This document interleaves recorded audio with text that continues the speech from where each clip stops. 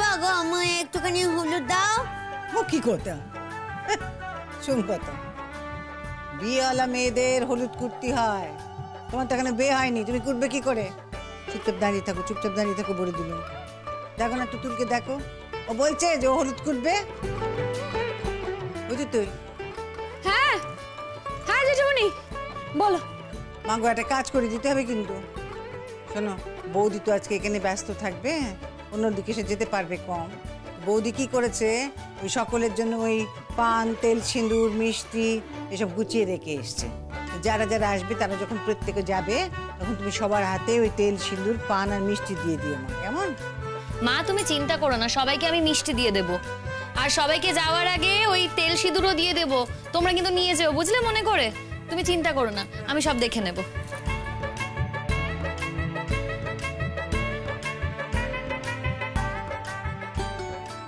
যাক, বিয়ে বিয়ে বিয়ে বিয়ে করে পলুর বিয়ে তাহলে হচ্ছে। কাকিমা একটা কথা বলি, কিছু মনে করো না।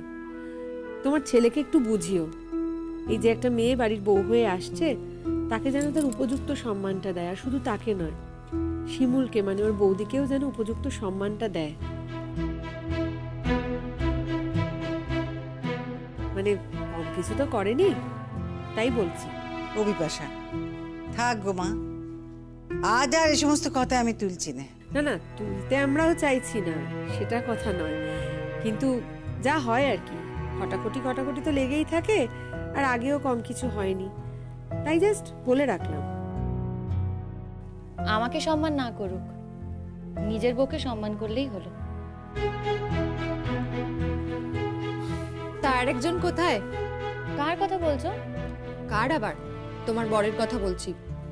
পরাগ কোথায়? তাকে আমি অনেকবার বারণ করেছিলাম গো, সে তো কিছুতেই শুনলে না। সে বললে আজ নাকি তাকে স্কুলে যেতেই হবে, কাল থেকে সে ছুটি নেবে। আমি তো তোমাকে ছবিটা দেখালাম পরাগদা, আমি কিন্তু সব ডকুমেন্ট তুলে রেখেছি। ওই মেয়েটাকে এবার অন্যভাবে ভাসাতে হবে। না, কিন্তু কিভাবে বলো তো? শোনো, আমি তোমাকে একটা কথা বলি। প্রতীক্ষাদি আমাকে একটা দায়িত্ব দিয়েছে। প্রতীক্ষাদি বলেছে ওই মেয়েটাকে ওই বাড়ি থেকে যেভাবেই হোক আমাকে তাড়াতে হবে। আর তুমি তো বোধহয় তোমার বউয়ের সঙ্গে থাকতে চাও না, ঠিক কি না? আচ্ছা প্রিয়াঙ্কা, তোমার সঙ্গে আলাপ হওয়ার পরে তোমার মনে হয় যে আমি শিমুলের সঙ্গে থাকতে চাইবো? আরে ও তো বউ নয়, ও হচ্ছে পুলিশ। বাজে কথা বলো না তো। সত্যি, তুমি এখন আমাকে দেখছো তাই বলছো, আমার সঙ্গেই বা কদিনের আলাপ তোমার? জানো প্রিয়াঙ্কা, কি হয় বলো তো, এক একজন মানুষ থাকে যার সঙ্গে আলাপ হওয়ার পরে মনে হয় যে একে অনেক দিন ধরে চিনি, সারা জীবন ধরে চিনি। আবার এরকমও হয়, ধরো তুমি যার সঙ্গে সারা জীবনটা কাটাচ্ছ, দিনের শেষে মনে হয় আমি তো একে চিনি না। শিমুল না কোনোদিন আমার ভালো চাইনি, জানো তো, কোনোদিন চাইনি। যদি চাইতো তাহলে এই কাজগুলো তো করতে পারতো না। তুমি ভাবো কি করেছে, আমার স্কুলে গেছে, আমার হেড স্যারের কাছে আমার এগেনস্টে কমপ্লেন করেছে, আমার চাকরিটা যাতে চলে যায় সেই ব্যবস্থাটা করেছে। এগুলো করতে পারতো? প্রত্যেক মাসে আমি যে মাইনেটা পাই সেই মাইনে থেকে অর্ধেকটাকে তুলে দিতে হয়, আমার কাছ থেকে 5 লাখ টাকা স্কুইজ করে নিয়ে নিয়েছে। পারতো এগুলো করতে? কোনোদিন পারতো না। আমি বলে দিচ্ছি, ও কোনোদিন আমার ভালো চাইনি, কোনোদিন চায় না। আমি নিশ্চিত এই শতদ্রুর সঙ্গে ও একদিন ঠিক পালিয়ে যাবে, তুমি দেখে নেবে। সে তুমি আর কি নতুন করে নিশ্চিত হবে? আমি তো সব দেখতে পাচ্ছি, বুঝতেও পারছি। ও তো এখন থেকেই ওর বয়ফ্রেন্ডের সঙ্গে যোগাযোগ রাখছে। টাকাগুলো আবার তোমার থেকে নিয়ে ওকে দিচ্ছে কিনা সেটাই তো এখন ভগবানই জানে।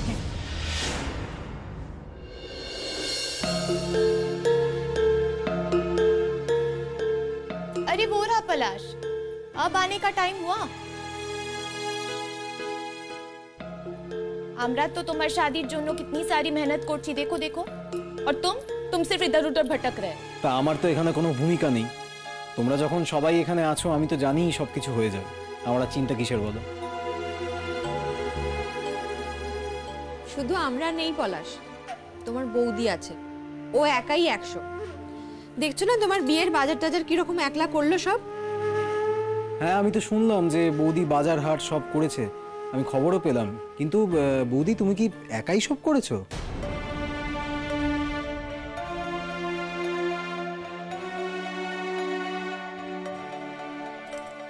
একা একা কেন করতে যাব?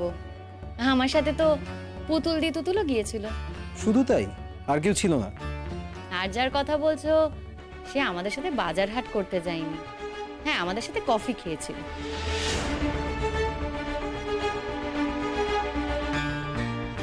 হ্যাঁ, তো সেটা তুমি মাকে বলেছো? আচ্ছা, রাস্তায় কারোর সাথে দেখা হয়েছে, তার সাথে যদি একটু কফি খাই, সেখানে আলাদা করে বলার মতো কি আছে বলো তো?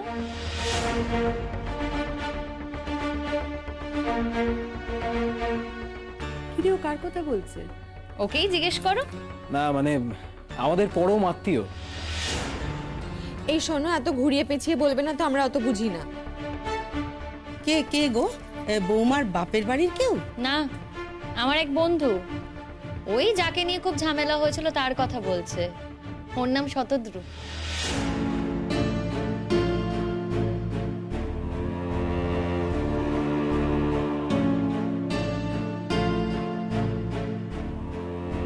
তুমি ভাবো একবার, আমার কষ্ট করে রোজগার করা টাকা, হ্যাঁ, সেই টাকাগুলো নিয়ে নিজে ফুর্তি করছে। শুধু নিজেই নয়, হয়তো ওই ছেলেটাও করছে। না না না না, এটা কখনো মেনে নেওয়া যায়? তুমি বলো তো, কোনোদিন মেনে নেওয়া যায় না। তাছাড়া আমাকে এমনভাবে কর্নার করে রেখেছে না, যে আমি কিচ্ছু বলতে পারছি না। পুলিশের কাছে গিয়ে ও যদি আমার নামে কমপ্লেন করে, পুলিশ তো ওকে সাপোর্ট করবে। এমনভাবে কর্নার করে রেখেছে। ডিএম ম্যাডামের সঙ্গে আলাপ পরিচয় হয়ে গেছে, ডিএম ম্যাডাম ন্যাচারালি ওকেই সাপোর্ট করবে। তারপরে আমাদের স্কুলে যদি হেডমাস্টার মশাইয়ের কাছে কমপ্লেন করে, হেডমাস্টার মশাই ন্যাচারালি ওকেই সাপোর্ট করবে। কিন্তু আচ্ছা তুমি বলো, আমার ঘরের বউ, তাকে আমি শাসন করব না? তোমাকে একটা বুদ্ধি দেব? প্লিজ দাও, আমি চাইছি তুমি আমাকে বুদ্ধিটা দাও। কেউ আমার কথাগুলো শোনার মতো নেই, বাড়িতে কথাগুলো আমি কাউকে বলতে পারি না। কেননা আমার মাকে তো বশ করে নিয়েছে। আমার মা আমার কথা শোনেই না।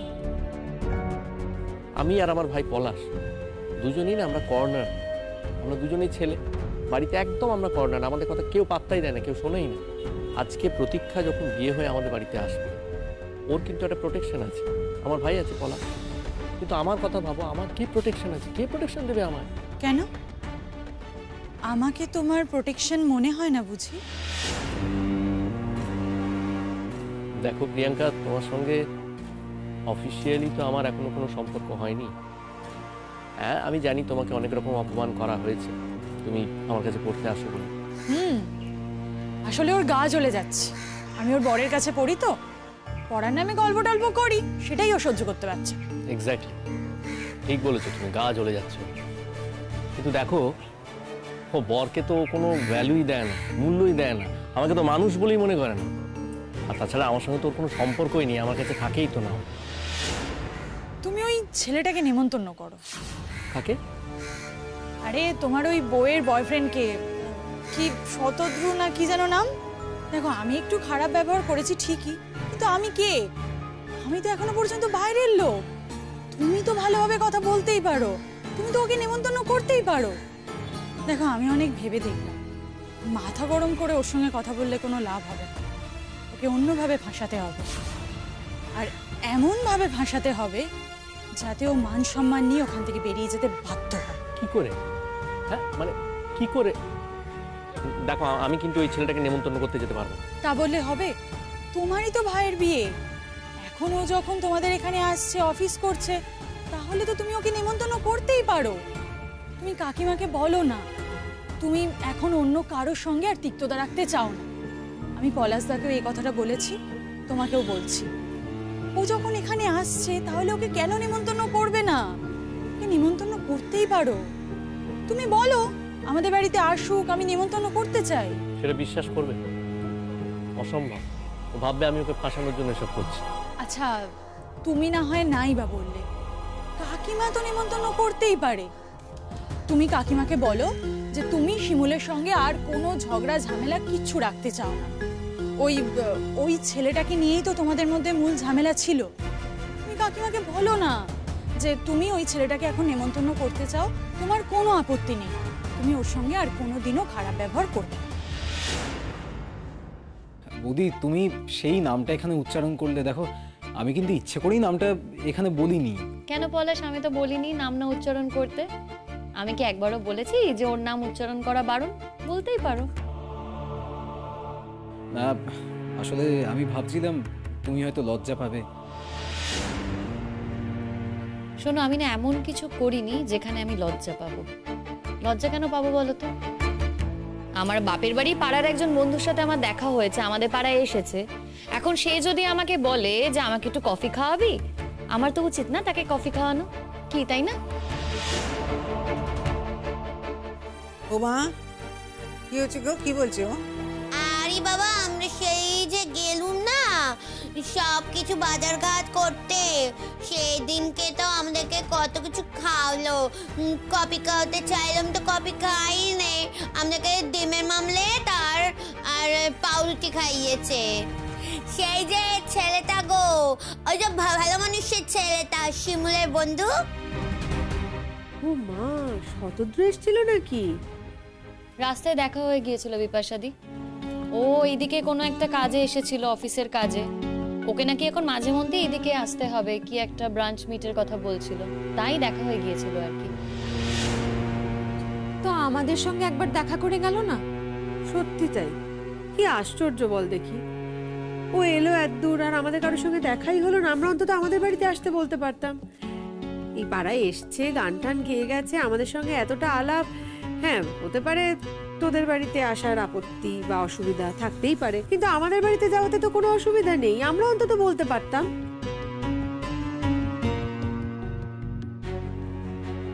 দেখো, ও তো এখানে একটা কাজ নিয়ে এসেছিল, এমনি এমনি তো আর আসেনি, তাই হয়তো তোমাদের সাথে আর যোগাযোগ করেনি।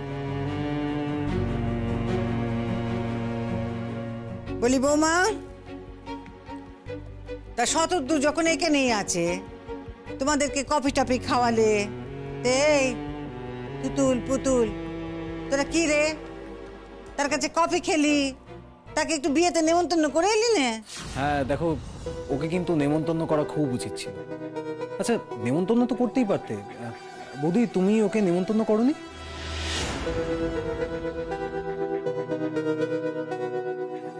আমি কেন নেমন্তন্ন করতে যাব?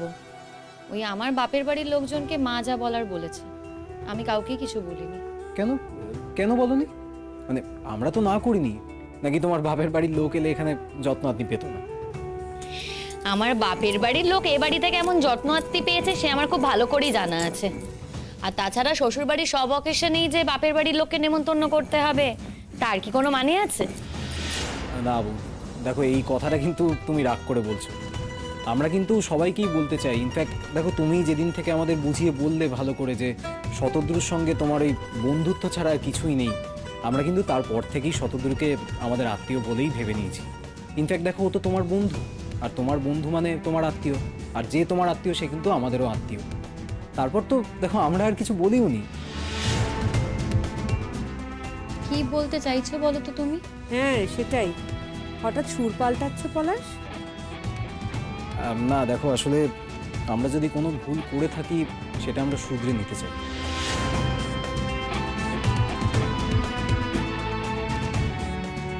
তাছাড়া প্রতীক্ষা আমাকে বলেছে যে ইয়াং ছেলেমেয়েরা কলেজে পড়বে, তাদের বন্ধুবান্ধব থাকবে, সেটাই স্বাভাবিক। সেটা নিয়ে কথা বাড়িয়ে তো কোনো লাভ নেই। আর দেখো, যদি কিছু ঘটেও থাকে সেটা তো অনেক আগে, সেটা নিয়ে ফালতু কেন কথা বাড়াবো বলো?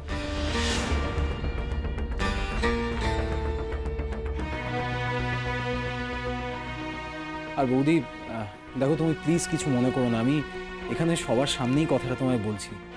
দেখো, আমিও চাই তোমার আর দাদার মধ্যে ভাব ভালোবাসাটা যেন হয়ে যায়, তোমরা যেন আবার মিলেমিশে যাও। আসলে কি বলো তো, প্রতীক্ষাও তো একটা মেয়ে, প্রতীক্ষাও দুদিন পরে বিয়ে হয়ে এ বাড়িতে আসবে। ও যদি দেখে এসে যে এরকম ঝামেলা অশান্তি সবকিছু হচ্ছে, ওর কেমন লাগবে বলো? আমাদেরও তো ভালো লাগবে না না ব্যাপারটা। প্রতীক্ষাই বা কি ভাববে বলো যে এই বাড়ির ছেলেরা কি এরকম? তুমিই বলো। বাকিটা তুমি আমার ওপর ছেড়ে দাও না, বউ ভাতের দিন নেমন্তন্ন করো, পরযাত্রীতে না হয় নাই বা বললে। তুমি কি বলছো প্রিয়াঙ্কা, আমি বুঝতে পারছি না। তুমি বলছো ওই ছেলেটাকে আমি নিজে গিয়ে নেমন্তন্ন করবো? এটা হতে পারে কখনো? অসম্ভব। শোনো, ওকে দেখলে না আমার সারাক্ষণ মাথার মধ্যে এটা হবে যে এই ছেলেটার সঙ্গে আমার বউয়ের অ্যাফেয়ার আছে। আমার মনে হবে আমার টাকাগুলো ও ভোগ করছে, ইম্পসিবল, এটা হতে পারে না। আচ্ছা ঠিক আছে, তোমাকে কিছু করতে হবে না। কাকিমা যাতে নেমন্তন্ন করতে পারে সেই ব্যবস্থাটা অন্তত করো। দেখো, শিমুলের বাপের বাড়ির লোককে তো বলা হবে, তাহলে ওকে বলতে কি অসুবিধে? ধরে নাও না ও শিমুলের বাপের বাড়িরই একটা লোক। কিন্তু সেক্ষেত্রে কি কোনো সুবিধা হবে? সুবিধা হবে মানে? দারুণ সুবিধা হবে। তোমার বউকে ফাঁসানোর একটা সুযোগ পাবো। শুধু তোমার বউকে না, ওই ছেলেটাকে। কিন্তু কি করে? একটু ভাবতে দাও আমাকে। আমার বুদ্ধির ওপর তোমার ভরসা আছে তো? আমি এখন পুরোপুরিভাবে তোমার উপর ভরসা করছি প্রিয়াঙ্কা, বিশ্বাস করো।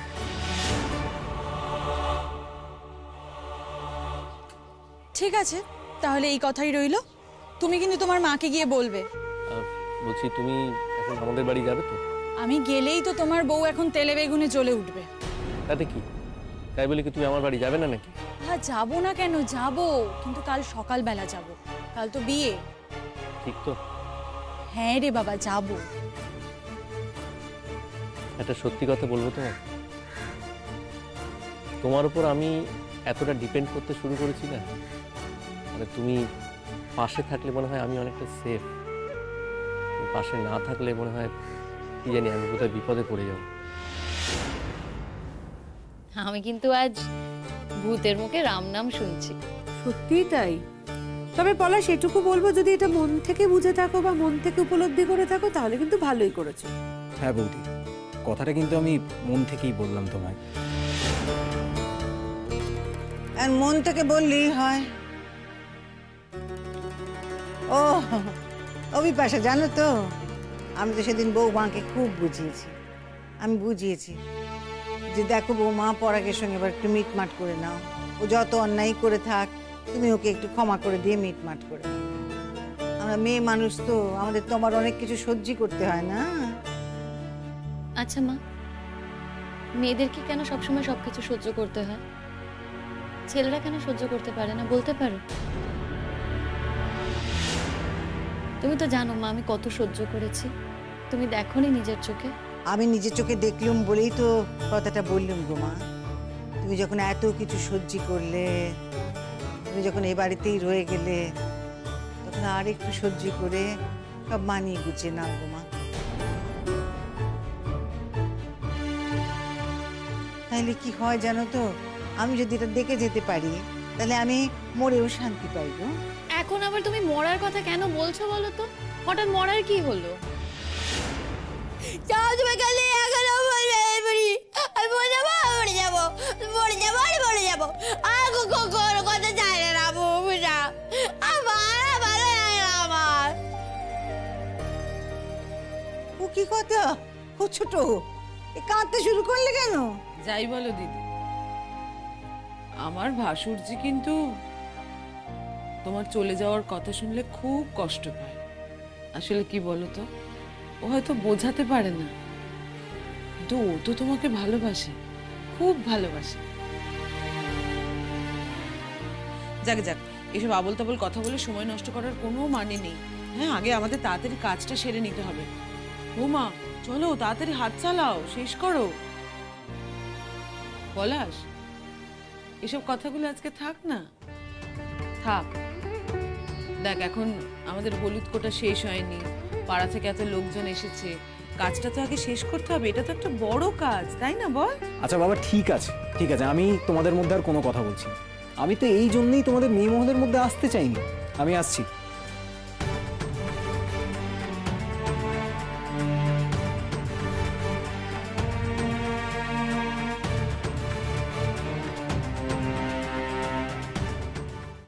এত চিন্তা করো না, আমি আছি তো। এই তো কথা হলো, বাড়ি যাও। কাল বিয়ে বাড়িতে তোমার মা আমায় নেমন্তন্ন করেছে। কাল তো আমি তোমাদের বাড়িতে যেতেই পারি। কাল তো আমাকে আর কেউ কিচ্ছু বলতে পারবে না। আর আমি চেষ্টা করব তোমার বউয়ের সাথে একটু ভাব ভালোবাসা করার। মানেটা কি? সারাদিন যে আমাকে বাঁচ দেবে বলে বসে আছে, তার সঙ্গে তুমি ভাব ভালোবাসা করো? আহা, তুমি বুঝোই না, কাঁটা দিয়ে কাঁটা তুলতে হবে। ওকে এখন ওই বাড়ি থেকে তাড়াতে গেলে আমাকে একটু ওর সঙ্গে ভালো বিহেভিয়ার করতে হবে। আচ্ছা, বুঝতে পেরেছি। না, আমি প্রথমে সত্যি এটা বুঝিনি। ঠিক আছে, তুমি যেটা ভালো বোঝো সেটাই করো, কিন্তু কালকে না তুমি সকাল সকাল চলে এসো। বাবা, এমন করছো যেন তুমি এক মুহূর্ত আমাকে ছেড়ে থাকতে পারো না। বিশ্বাস করছো না? না, আমি কিন্তু যেটা সত্যি সেটাই বলেছি। আচ্ছা, যদি এই মেয়েটা কোনোদিনও চলে যায়, মানে তোমাদের যদি ডিভোর্স হয় আর আমাদের একসঙ্গে থাকার কোনো ব্যাপার হয় না, যদি তুমি আমাকে কোনোদিনও বিয়ে করো, তাহলে আমার প্রতি তোমার এরকম ভালোবাসা থাকবে, নাকি শিমুলের ওপর যা করছো আমার ওপরও তাই করবে? কি বলছো বলো তো তুমি এটা? দেখো, শিমুলের ওপর কিন্তু আমি ইন্টেনশনালি কিছু করিনি। শিমুল বারবার অন্যায় করে গেছে, বারবার। আমি যেগুলো পছন্দ করি না সেইগুলোই কিন্তু ও করে গেছে, সেই জন্যই আমি মাঝে মাঝে রিয়াক্ট করে ফেলেছি।